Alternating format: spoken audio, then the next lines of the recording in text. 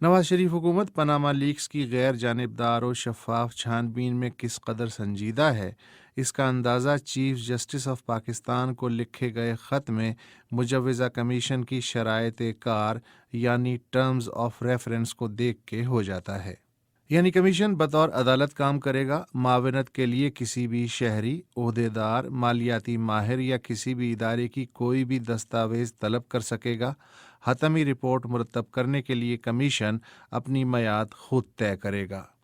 Commission उन तमाम पाकिस्तानी शहरियों और समुंदर पार पाकिस्तानियों के बारे में छानबीन करेगा जिनकी या उनके अहल खाना की ऑफशोर कंपनियां अब तक सामने आई हैं। कमीशन उन तमाम बैंक कर्ज़ों को भी फटकेगा जो सरकारी ओहदों पे फायज साबिक व हाजिर शख्सियात या अहल खाना ने माफ़ करवाए। कमीशन पाकिस्तान से बैरून मुल्क मुंतकिल होने वाली उन तमाम रकूमात का भी सुराग लगाएगा जो बदउनवानी, कमीशन या रिश्वतखोरी से वसूल की गईं। यानी कमीशन को खेलने के लिए इतना बड़ा दायरा थमा दिया गया है कि उसे किसी हतमी नतीजे पे पहुंच के 8.25 लाख सफ़हात की रिपोर्ट मुरतब करने के लिए कम अज़ कम 200 नूरी साल दरकार हैं। हालांकि इसमें से बेशतर छान फटक हुकूमत अपने तौर पे भी कर सकती थी, लेकिन फिर कमीशन क्या करता? हुकूमत ने पनामा लीक्स के नाम पे कमीशन का दायरा कार उसी तरह तय किया है जिस तरह थानेदार एक मन ककड़ी चोरी करने वाले किसी मुलजिम पे शहर भर की चोरियां, डकैतियां, धमाके और दहशतगर्दियां लाद देता है ताकि सर से बोझ उतरे और मुलजिम जिंदगी भर फिरकी बना रहे। पनामा लीक्स के खेल में मुंतशिरुल ख्याल हिज़्ब इख्तिलाफ PIA के उस मुसाफिर की तरह है जो एयर होस्टेस से पानी का इजाफी गिलास मांग ले तो उकताई झुंझलाई एयर होस्टेस उसके आगे लबालब जग जोर से धर देती है, यानी ले मर पी। शुक्र है टर्म्स ऑफ रेफरेंस में शाम की खाना जंगी, सऊदी अमरीका ताल्लुकात में कशीदगी, बलूचिस्तान में मुबैना भारतीय मुदाखलत और एक्वेडोर में आने वाले जल्जले के पनामा लीक से ताल्लुक़ की तहकीकात का काम शामिल नहीं किया गया। टर्म्स ऑफ रेफरेंस में सभी कुछ है, अलावा शरीफ ख़ानदान पे आयद इल्ज़ामात की बराह रास्त खुसूसी तरजीहाती छान पटक की वाज़ेह ख्वाहिश के। ये तो सभी जानते हैं कि बुल फाइटिंग स्पेन और उसकी साबिक नौआबादियात में कितना मकबूल खेल है। जूनियर बुल फाइटर को तोरेरो कहते हैं और उस्ताद बुल फाइटर को मेटाडोर।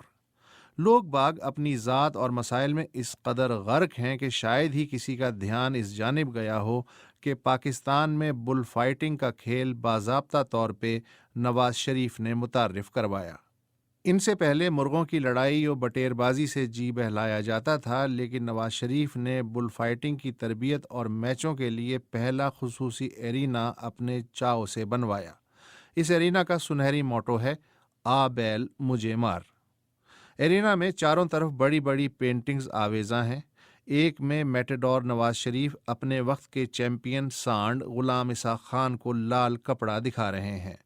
दूसरी पेंटिंग में जहांगीर करामत के धड़ पे छोटे छोटे नेज़े गाड़ के फातिहाना देख रहे हैं।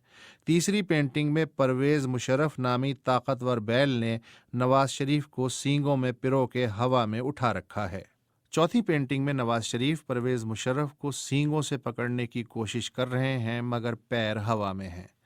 पांचवी पेंटिंग में मुस्कुराते नवाज शरीफ लाल कपड़ा लहरा लहरा के एक तनोमंद खाकी बैल को इश्तियाल दिलाने की कोशिश कर रहे हैं, मगर वो बैल उनकी तरफ देख ही नहीं रहा।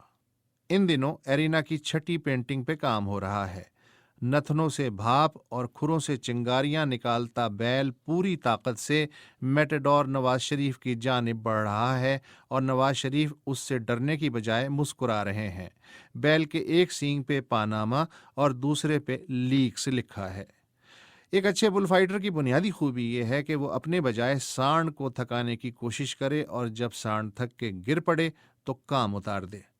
पनामा लीक्स के भैंसे के साथ भी यही हिकमत अमली अपनाई जा रही है, यानी कभी यकतरफा कमीशन का रुमाल दिखाओ, कभी नए कमीशन की यकतरफा शरायत कार के लाल कपड़े से मुश्तइल करके अपने पीछे दौड़वाओ, हत्ता के भैंसा थकन से लड़खड़ाने लगे। जीत गए तो फातेह, रोंदे गए तो फिर मजलूम।